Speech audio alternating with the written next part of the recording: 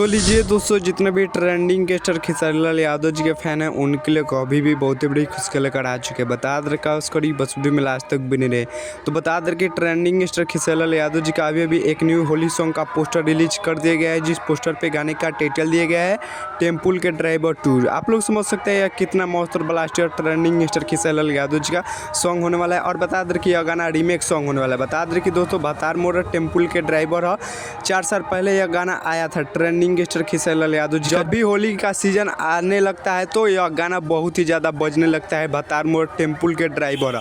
बता दें कि दोस्तों इसी गाने का रीमेक सॉन्ग आ रहा है ट्रेंडिंग गेस्टर खेसारी लाल यादव जी का आप सबके बीच में 4 फरवरी को रिलीज किया जाएगा वेव म्यूजिक के यूट्यूब चैनल से। आप लोग कल सुबह एकदम सुबह में 7 बजे जरूर सुनेगा ट्रेंडिंग गेस्टर खेसारी लाल यादव जी का। और बता दें कि दोस्तों यह बहुत ही ब्लास्ट गाना आने वाला है वेव म्यूजिक के यूट्यूब चैनल से ट्रेंडिंग गेस्टर खेसारी लाल यादव जी का, जो कि होली सॉन्ग होने वाला है। तो चलिए बात की जाए इस गाने का किसने गाए हैं और किसने लिरिक्स दिए और किसने म्यूजिक दिए।